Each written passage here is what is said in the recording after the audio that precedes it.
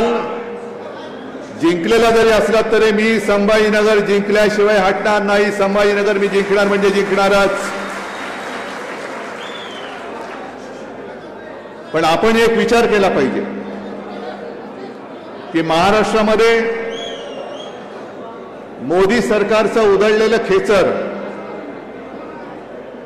400 पार करणार होते, त्यानं 40 वरनं 9 वरती आणलं आपण.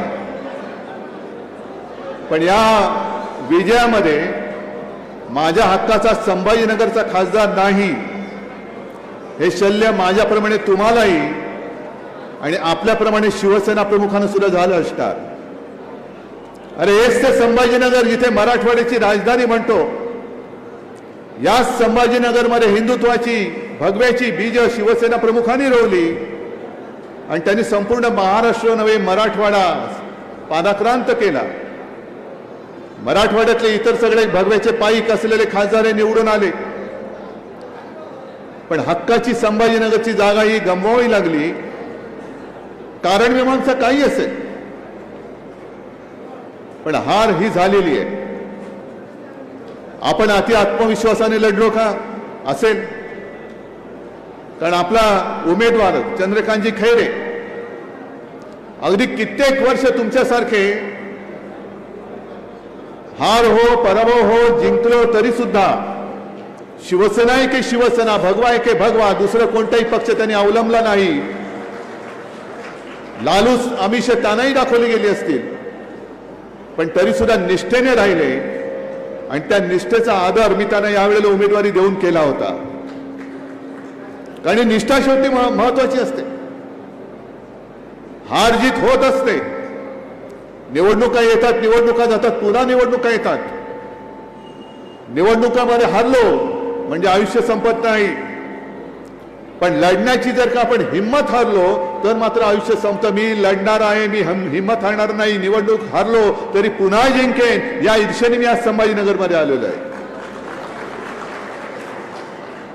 आणि काय झालं, कसं झालं, जरूर याचा विचार केला गेलाच पाहिजे. कारण आता 3 महिन्यानंतर विधानसभेच्या निवडणुका येत आहेत. कालची जी लढाई होती ती आपल्या देशाची, संविधानाची आणि लोकशाहीची लढाई होती. आणि ही विधानसभेची निवडणूक येणार आहे ती महाराष्ट्राच्या अस्मितेच्या अस्तित्वाची लढाई आहे. या महाराष्ट्राची ओळख जगामध्ये काय म्हणून लिहिली जायला पाहिजे, इतिहासात काय म्हणून लिहिली जायला पाहिजे ते ठरवणारी ही निवडणूक आहे. महाराष्ट्र हा साधू संतांचा, शिवप्रभूंचा, वीरांचा, मर्दांचा ही ओळख आपली अशीच ठेवणार की लाचार, गद्दार आणि हरामखोरांचा महाराष्ट्र अशी ओळख होऊ देणार हे आपण ठरवायचं आहे. आणि मी तर म्हणेन, मी लाचारी, हरामखोरी आणि गद्दारीचा महाराष्ट्र होऊ देणार नाही, अजिबात होऊ देणार नाही. प्राणपणाने लढेन, पण माझ्या शिवरायाच्या भगव्याला कलंक लागू देणार नाही ही शपथ घेऊन मी मैदानात उतरलेलो आहे. ज्या वेळेला या विधिमंडळाच्या अधिवेशनाला सुरुवात झाली, पहिल्याच दिवशी मी म्हटलं होतं की हे गलती सरकार आहे आणि या गलती सरकारच्या निरोपाचं हे अधिवेशन आहे, हे शेवटचं अधिवेशन. याच्यानंतर निवडणुका आल्यानंतर हे आहे ते जुमलेबाज सरकार या गादीवरती पुन्हा दिसणार नाही ही शपथ आपण घेऊन या मैदानात उतरलं पाहिजे. आहे योजना खूप मांडल्या जात आहेत. खास करून आता माता भगिनींना आपल्याकडे कसं मतदानासाठी आकर्षित करून घेता येईल हा एक डाव टाकून ते मतदानाला आणि निवडणुकीला सामोरे जात आहे. विनायक राऊत आता तुम्ही सांगत होतात की आतापर्यंतच्या या सगळ्या योजना अंबादास तुम्ही सांगत होतात, चंद्रकांतजी तुम्हाला माहिती आहे गेले 10 वर्ष मोदी सरकार तिकडे सत्तेमध्ये. मग साधा माझा तुम्हाला प्रश्न आहे की 10 वर्षामध्ये या सगळ्या योजना तुम्ही ज्या काही जाहीर केल्या होत्या त्यांनी त्यापैकी किती अंमलात आणल्या? आणि जेव्हा ही शेतकऱ्यांची वीज बिल माफीची घोषणा केली, माझं आज सुद्धा जाहीर मागणं आहे की नुसतं वीज बिल माफ करू नका, शेतकऱ्यांची संपूर्ण थकबाकी आहे ती माफ करा आणि मग वीज बिल माफ करा. आणि नाहीतर जाहीर करा की थकबाकी तुम्ही वसूल करणार आहात म्हणून. थकबाकीवरती बोला, जे शेतकरी ज्यांचे वीज कनेक्शन तुम्ही आजपर्यंत कापत होता, वीज बिल भरलं नाहीस, कनेक्शन कापलं जातं आणि वीज बिल भर मग तुला कनेक्शन देतो, आहेत ना असं? मग आता ती जी काही थकबाकी आहे ती सुद्धा याच अधिवेशनात अजून एक आठवडा आहे. जे सरकार म्हणून तिकडे बसलंय जुमलेबाज, त्यांनी जाहीर करावं की वीज बिल तर आम्ही माफ करतोच आहोत, पण थकबाकी सकट वीज बिल माफ करतोय. कारण हे काही काही अनुभव हे गेल्या काही वर्षात आपल्याला आलेले आहेत. हेच ते संभाजीनगर साधारणतः किती साल असेल कल्पना नाही, सुशील कुमार शिंदे मुख्यमंत्री होते आणि शिवसेना प्रमुखांनी जाहीर केलं होतं की आमचं सरकार आल्यानंतर आम्ही शेतकऱ्याचं वीज बिल माफ करू, ही घोषणा केली. संपूर्ण महाराष्ट्रामध्ये एक लाट उसळली. सुशील कुमार शिंदेनी काय केलं? ताबडतोब वीज बिल माफीचं धोरणच जाहीर केलं, निर्णय घेतला. ऐन निवडणुकीच्या काळात शेतकऱ्याला शून्य रकमेची बिलं गेली, निवडणुका झाल्या. जी मूळ कल्पना मांडली त्या शिवसेनेचा पराभव झाला. काँग्रेस राष्ट्रवादीचं सरकार पुन्हा सत्तेवर आलं.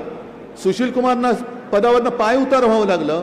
विलासराव देशमुख मुख्यमंत्री झाले आणि विलासराव देशमुख मुख्यमंत्री झाल्यानंतर शून्य रकमेची वीज बिलं ही 1.5-2 महिन्यात निवडणुकीनंतर दाम दुपटीने यायला लागली. हे अनुभव तुमचा आहे की नाही हे मला तुम्ही सांगा. मग आता सुद्धा हेच चाललेलं आहे. जे मी नेहमी सांगतो की योजनांचा सुकाळ, योजनांचा अतिवृष्टी होते योजनांची, पण अंमलबजावणीचा दुष्काळ आहे. अनेक योजना या एवढ्यासाठी ते मांडतायत की यांचा पापाचा बुरखा जो तुम्ही जे आंबरस तुम्ही मांडलं ना, हाती घेऊ मशाल रे पाप जाळू खुशाल रे. अहो किती पाप जाळणार तुम्ही? यांचा पापाचा घडा एवढा भरलाय की तो लपवण्यासाठी योजनांचं पांघरून त्याच्यावरती घालतात. हा माझा स्पष्ट आणि ठाम आरोप या सरकारवरती आहे. एवढी पापं तुम्ही करून ठेवलेत. शेतकऱ्यांच्या आत्महत्या होतातच आहेत. शेतकऱ्यांसाठी सुद्धा जी कर्जमुक्ती मी मुख्यमंत्री असताना केली होती आणि मी करून दाखवली होती, कोणी न मागता मी करून दाखवली होती. कदाचित तो राजकीय माझा मूर्खपणा असेल, कारण राजकारणामध्ये द्यायचं काहीच नसतं. नुसतं निवडणुका आल्यानंतर भुलवायचं असतं आणि निवडणुका झाल्या, आपलं इच्छित साध्य झालं की पुन्हा येणे माझ्या मागल्या. कोण तुम्ही? काय करणार तुम्ही? मोर्चे काढाल, बसलेत पोलीस तुमच्या डोक्यामध्ये लाठ्या आणायला. तुम्ही आणखीन करणार काय? उपोषण करणार? अरे उपोषित तर तुम्ही आहातच. आंदोलनाची तुमच्या पर्वा करणारच नाहीत ते. पण निवडणुका आल्यानंतर आता सुद्धा ज्या काही योजना जाहीर करतायत, या योजना केवळ आणि केवळ या निवडणुकीमध्ये यांची पापं लपवून जिंकण्यासाठी करतायत. हे तुम्हाला जर कळलं नसेल तर मग मी म्हणेन तुमचं आमचं नाही तर महाराष्ट्राचं दुर्भाग्य आहे. गेल्या वेळेला एक मी समजू शकतो की मशालीचा प्रचार सुरू करायला आपला थोडा उशीर झाला, कारण मशाल ही निशाणी निवडणुकीच्या दुसऱ्या टप्प्यात आपल्याला मिळाली. कारण पहिल्या टप्प्यामध्ये आपला उमेदवार नव्हता. दुसऱ्या टप्प्यामध्ये जेव्हा यवतमाळचे आपले संजय देशमुख आणि बुलढाण्याचे नरेंद्र खेडकर यांना मशाल निशाणी मिळाली, त्याच्यानंतर आपण मशाल निशाणीचा प्रचार सुरू केला. आणि ह्या गद्दारांनी काय केलं म्हणजे मी सगळ्यांना सांगतो, जो खेळ, अरे तुम्हाला लाज वाटली पाहिजे. तुम्ही जे काही विजय मिळवला तो चोरून मिळवलेला विजय आहात. तुम्ही माझा पक्ष चोरून त्या नावावरती तुम्ही विजय मिळवलेला आहात. तुम्ही शिवसेना चोरलीत, तुम्ही आमचं धनुष्यबाण चोरलात. अरे माझ्या वडिलांचा फोटो, मी काढलेला फोटो लावून तुम्ही माझ्या वडिलांचा फोटो चोरून तुम्ही मत मागून विजयी झालेला आहात. अरे चोरट्यानो भामट्यानो, तुमचा विजय हा खरा विजय नाहीये.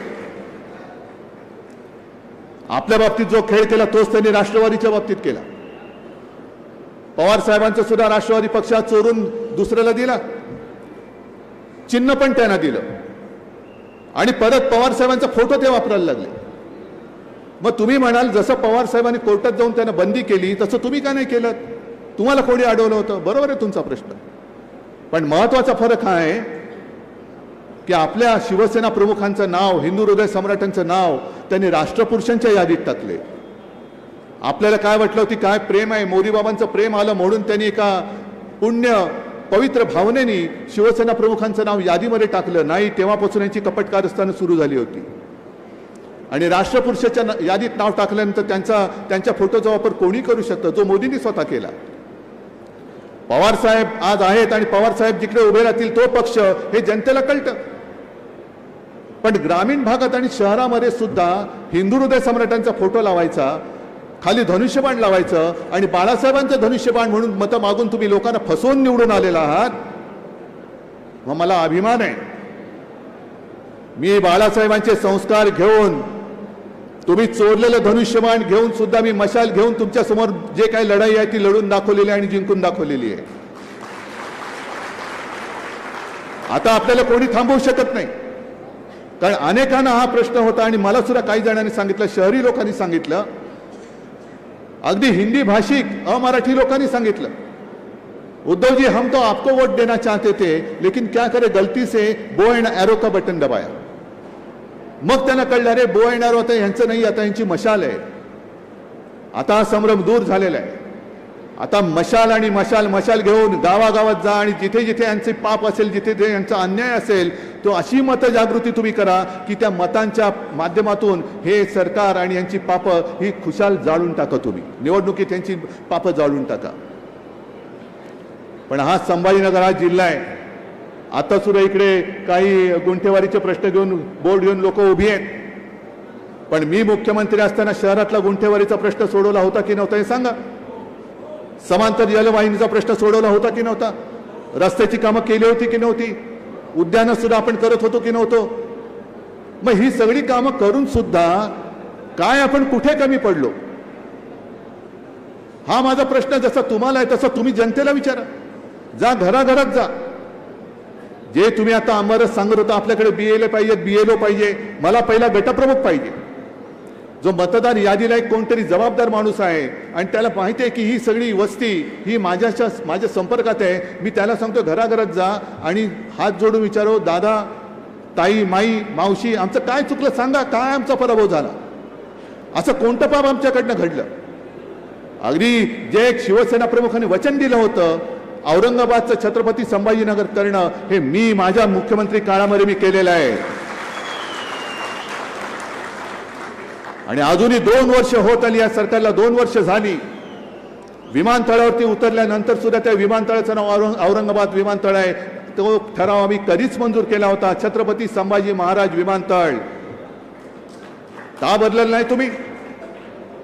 आम्ही केलेल्या कामाची श्रेय तुम्हाला घेताना लाज वाटत नाही? मी या शहराचं आणि या जिल्ह्याचं नामकरण केलेलं आहे. जिल्ह्याचं नामकरण अजून झालेलं नाही. अजूनही लोकसभा मतदारसंघाचं नामांतर झालेलं नाही. अजूनही त्या यादीत या मतदारसंघाचं नाव मला वाटतं औरंगाबाद असंच ठेवलेलं आहे. मग केलं काय तुम्ही 2 वर्ष?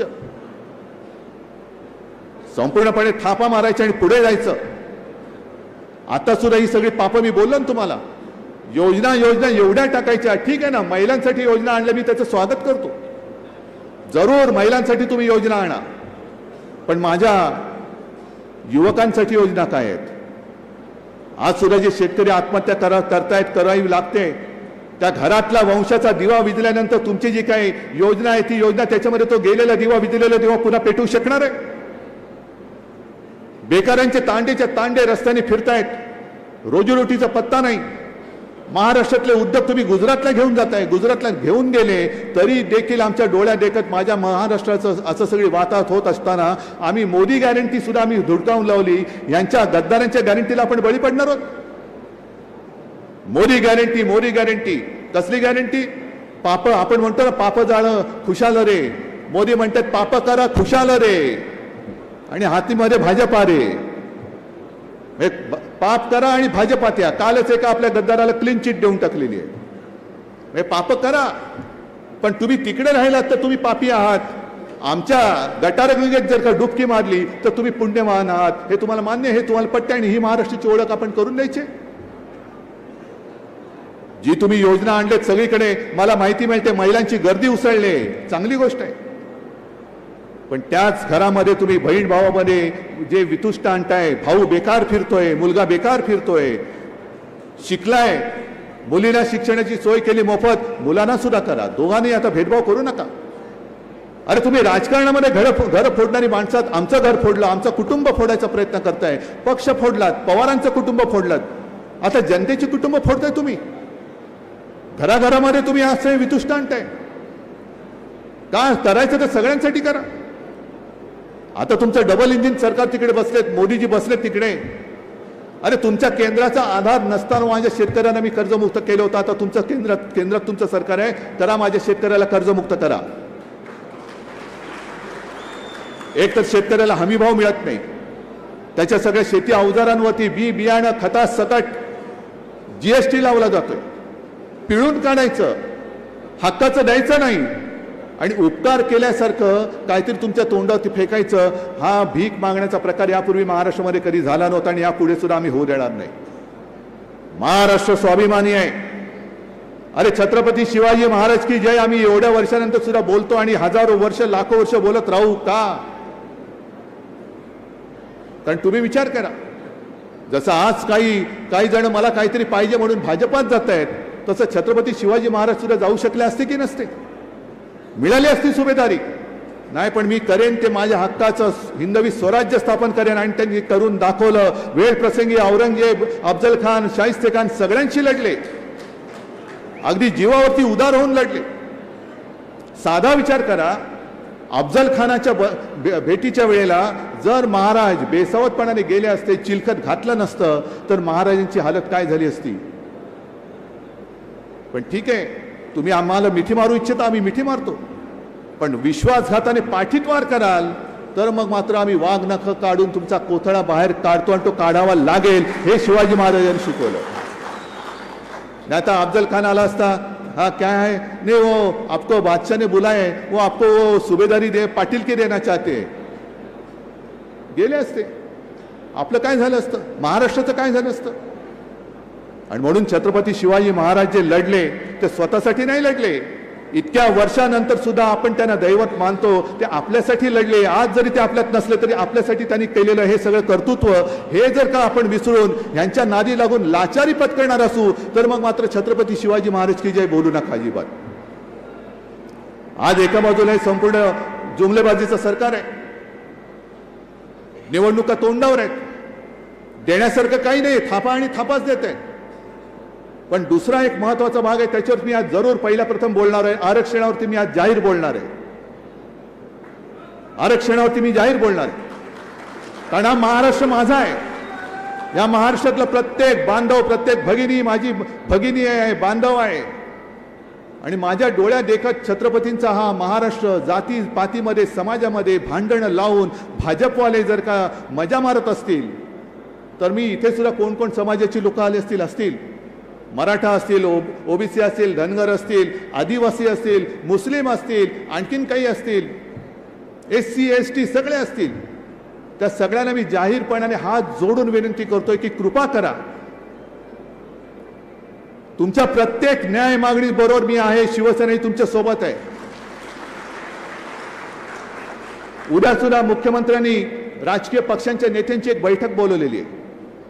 काय आजपर्यंत कमी बैठका झाल्या? काय तोडगा काढलात? गेल्या वेळेला सुद्धा तुम्ही तोडगा काढला. छत्रपती शिवाजी महाराजांची शपथ घेऊन तोडगा काढलात, विधानसभेत मांडला, आम्ही पाठिंबा दिला. पण त्याच्यानंतर सुद्धा जे काय आगी लावण्याचे प्रकार चालू आहेत, मी सर्व समाजातल्या जनतेला सांगतोय आणि सर्व समाजातल्या नेत्यांना सांगतोय की तुम्हाला न्याय हक्काचं मिळालं पाहिजेच, पण ते आपापसात भांडून नाही.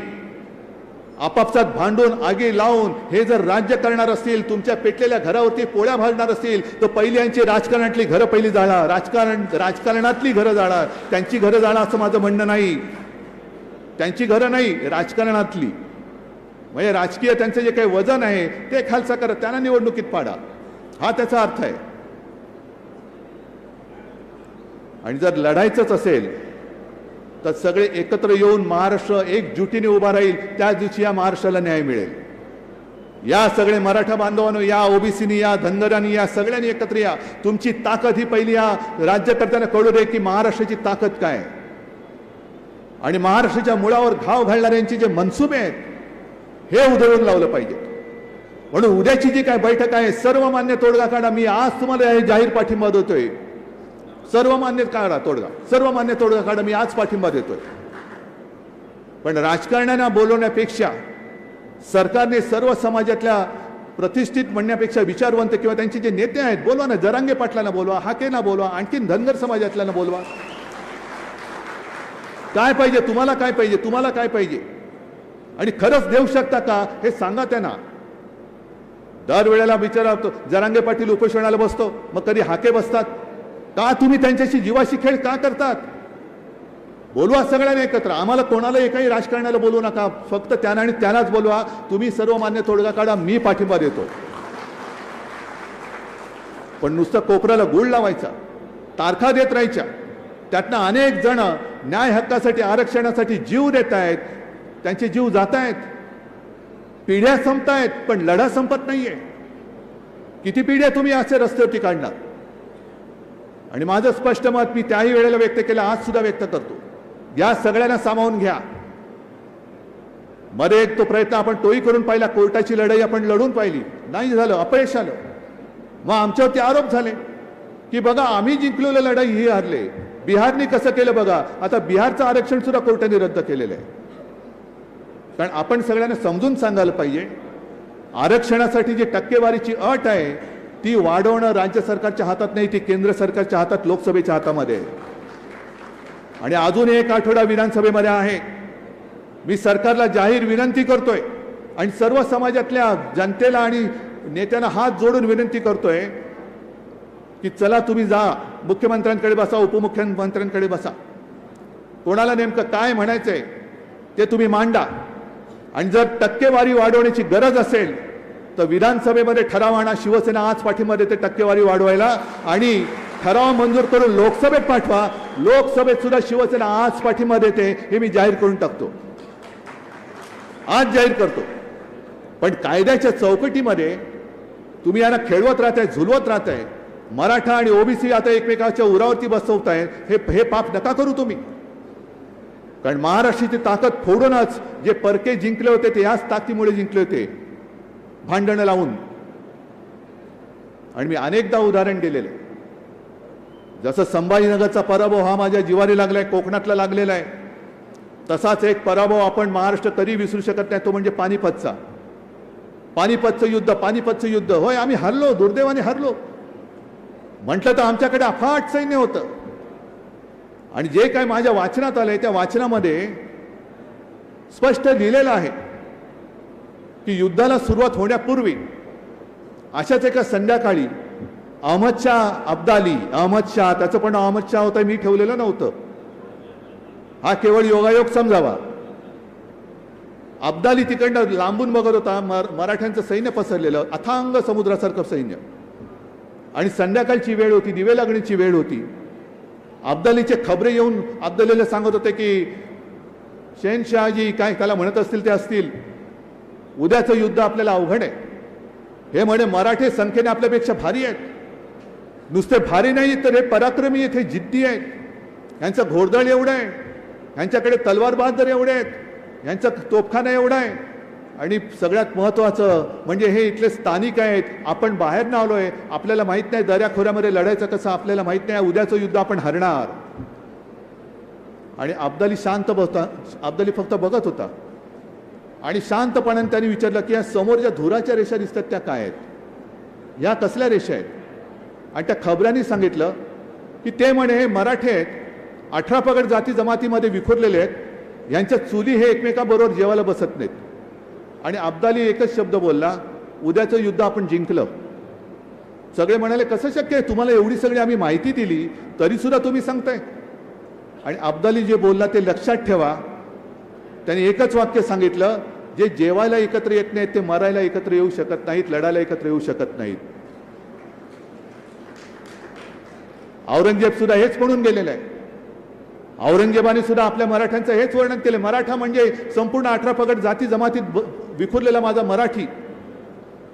स्वतः औरंगजेब म्हणालेला आहे की ह्या पहाडी मुलकात हे मराठे पराक्रमाच्या बाबतीत तमाम दुनियेला भारी आहेत.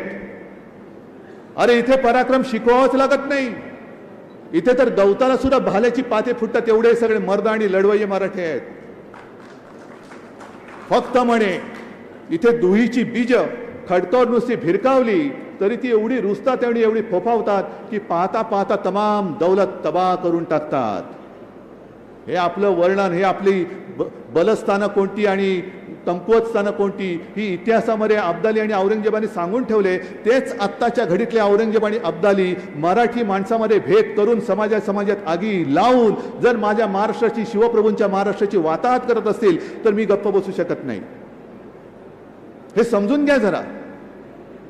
आपण सगळे एकत्र आलो तर आपली जी ताकद होईल. अरे कालच्या निवडणुकीमध्ये आपण यांना 40 वरून 9 वरती आणलं. जर तमाम महाराष्ट्र एकवटला तर यांना शून्यापेक्षाही खाली नेऊ आपण. किती दिवस तुम्ही यांच्या पोळ्या भाजायला देणार तुम्ही?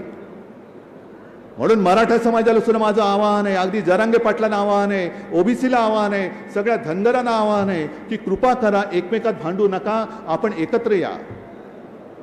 आता एक 4 दिवसापूर्वी मुंबईमध्ये सगळे विश्वविजेता संघ आल्यानंतर जी गर्दी उसळली होती, तुम्ही पाहिलं दृश्य? पाहिलं? जरा थांबा, बसा, माझं होऊ द्या. दृश्य पाहिलं तुम्ही? लाखो लोक रस्त्यावरती होती. मग लाखो लोक विजयोत्सव साजरा करायला एकत्र येऊ शकतात, तर आपण आपल्या न्याय हक्कासाठी सगळे लाखोपेक्षा करोडो लोक रस्त्यावरती येऊन यांना खाली गुडघ्यावरती आणू शकतो की नाही? का भांडतोय आपण? अरे ते दिल्लीमध्ये मजा मारणार, गावामध्ये तुम्ही आम्ही राहणार आहोत, जास्त करून तुम्ही, मी तर मुंबईकर आहे. पण हे पाप आपल्याकडनं जर का कोण करून घेत असेल, जसं शिवसेना फोडली आणि शिवसेनेचा पराभव करायला आपल्यातलाच एक गद्दार उभा केला आणि त्याला जिंकवला, तसंच मराठी माणसामध्ये, महाराष्ट्रामध्ये आपापसात भिडवून हे योजनांची काहीतरी सांगतायत. अरे योजना द्या तुम्ही, पण मग आरक्षण कधी देणार? न्याय हक्क कधी देणार? महाराष्ट्राला न्याय पाहिजे, उपकार नकोय, भीक नकोय. महाराष्ट्र हक्काचं मागतोय. न्याय हक्काचं आम्हाला द्या, आमच्या हक्काचं आहे. शिक्षण पाहिजे, जरूर पाहिजे. शिकल्यानंतर नोकऱ्या पाहिजेत. नोकऱ्या कुठेच सांगा आम्हाला. नुसतं घरोघरी जसं निवडणुकीच्या काळामध्ये आता कोणतरी बोललं ना, घराघरामध्ये पैसे वाटले गेले, तसं निवडणुकीच्या आधी तुम्ही फक्त पैसे वाटण्यासाठी या योजना काढणार असाल तर त्या योजनाचा स्वीकार तुम्ही करायचा की नाही हे तुम्ही ठरवायचं आहे. आज महाराष्ट्र पूर्णपणे भिकेला लावून मोदींच्या दारात उभा करण्याचं पाप हे गद्दार करतायत, हे लाचार करतायत. का? मी गद्दार झालो तरी चालेल, पण माझी खुर्ची जाता कामा नये. मी म्हणतो खुर्ची गेली तरी चालेल, पण मी गद्दारी करणार नाही. काढा खुर्ची, पण माझी खुर्ची गेल्यानंतर सुद्धा मी माझ्या या समाजामध्ये आणि जनतेमध्ये बेलाशक कधी फिरू शकतो. मला सगळे हसून माझं स्वागत करता. ही माझ्या आयुष्याची कमाई माझ्या आई वडिलांच्या आशीर्वादामुळे मिळालेली. आज शेतकऱ्याला आधार देण्यासाठी आता सुद्धा जाताना एका शेताच्या बांधावर मी जाणार आहे. हे सगळं नुसतं निवडणूक मला जिंकायचे, का जिंकायचे निवडणूक हा प्रश्न विचारला पाहिजे. आणि निवडणूक जिंकल्यानंतर हे तुम्हाला मी सांगतो, ही निवडणूक ह्यांना जिंकू द्यायची नाही, जिंकू शकत नाहीच. पण आजपर्यंतचा जो आढावा जर का आपण घेतला तर कित्येक योजना नुसत्या जाहीर झाल्या पण अंमलबजावणी झालेली नाही. आणि माझी जी माहिती आहे त्या माहितीप्रमाणे या सुद्धा ज्या योजना जाहीर केल्या आहेत, या पुढच्या 2-3 महिन्याच्या बेगमी पुरत्याच जाहीर केलेल्या आहेत. त्याच्यानंतर त्यांचं सरकार येत नाही आणि दुर्दैवाने आलं तरी या योजना बासनात गुंडाळल्याशिवाय राहत नाही. हे तुम्ही आज लिहून ठेवा. आणि एका तर गद्दाराचा व्हिडिओ याच इथल्या जालन्याचा मला वाटतं सगळीकडे फिरतोय ना, सगळ्यांना सांगतोय तुम्ही सगळं रजिस्ट्रेशनचं नाटक करा. नाटक आलाय, पाहिला व्हिडिओ? बघा, नाही तर तो व्हिडिओची लिंक द्या, सगळ्यांना दाखवा. तुम्ही नुसतं फक्त तुम्ही महिलांकडे जा आणि नोंदणीचं नाटक करा. म्हणजे महिला काय खुश होतात, माझे नोंदणी झाले, उद्या मला मिळणार आहेत पैसे. उद्याचं उद्या उजाडणार कधी? ही सगळी नोंदणी चाललेली आहे, ही सगळा थापेबाजीचा कारभार आहे. आणि म्हणून मी आज संभाजीनगरमध्ये हक्काने आलेलो आहे. पराभव जिवारी लागला तरी सुद्धा आलेलो आहे. मी संभाजीनगर सोडणार नाही. तुम्ही सोडणार आहात काय? मला इथल्या सगळ्या विधानसभा आपल्या भगव्याच्या झाल्या पाहिजेत. आज सुद्धा सगळे जे आपल्या शिवसेनेत आले, भाजपातनं आले, बसपातनं आले, रिपाईतून आले, का आले? भाजपामध्ये चांगले होते ना, भाजपामध्ये होते, पण भाजपाच्या कट्टर कार्यकर्त्यांना सुद्धा कळलेलं आहे की आपला तो भाजप होता, तो भाजप आता शिल्लक राहिलेला नाही. जो अटलजी आणि आडवाणींचा भाजप होता तो शिल्लक राहिलेला नाही. हा भाजप फक्त आणि फक्त व्यापारी वृत्तीच्या लोकांचा झालेला आहे. फक्त आणि फक्त यांना व्यापार दिसतो. माणसं मेले तरी चालतील पण मतं मला मिळाली पाहिजेत. आणि म्हणूनच मी जे काय बोललो ते तळमळीने बोलतो, कळवळून बोलतो. अगदी करोना काळामध्ये सुद्धा मी अनेकदा सांगितलेले, करोना काळामध्ये सुद्धा तळमळीने बोलत होतो. त्याच तळमळीने मी आज सर्व समाजातल्या जनतेला आवाहन करतोय, विनंती करतोय, कृपा करून एकमेकात भांडण्यात शक्तिपात करू नका. एकत्र होऊन एकजुटीने एकत्र व्हा आणि मग दिल्लीकरांना वाकून आपलं म्हणणं पदरात पाडून घ्या. तर आणि तरच शिवरायाला सुद्धा अभिमान वाटेल, अरे काय माझे मराठे आज सुद्धा दिल्लीला नमवतात, दिल्लीला नमवतात. आणि मला वाटतं बाकी जास्त मोठं प्रवचन देण्यापेक्षा आज मुद्दामून मी आलो ते हे आवाहन करण्यासाठीच आलो होतो. आणि मला वाटतं तुम्हाला पटलं असेल. पटले की नाही पटले? आपापसात भांडणार की जो आपल्यात भांडण लावतोय त्याला गाडणार? मग सांगा, आपल्या गावागावात जाऊन सांगा. थांबा, तुम्ही तिकडे येऊन बोला. एक मिनिटावर तुम्हाला तिकडे येऊन बोला. तुम्ही गावागावात जा. एक तर यांच्या बोगस योजनांचं भांडाफोड करा आणि सर्व समाजातल्यांना सांगा, अरे तू आणि मी एक आहोत, आपण महाराष्ट्राच्या मातीचे लेकरं आहोत. आपण आपल्या आईचं रक्षण नाही करणार तर हे उपरे करणार आहेत. या उपऱ्यांवरती विश्वास ठेवू नका. आणि जे आपल्यात आगी लावतील, मी सगळ्यांना सांगतोय, त्यांना दूर ठेवा आणि महाराष्ट्राचं पावित्र्य राखा. सगळ्यांना धन्यवाद देतो, शुभेच्छा देतो. जय हिंद, जय महाराष्ट्र. धन्यवाद साहेब. संभाजीनगर शिवसेना जिल्ह्याच्या वतीने आपले या ठिकाणी आभार व्यक्त करण्याचे आहेत. आता राष्ट्रगीतासाठी सर्वांनी जागेवरती उभा राहायचं आहे.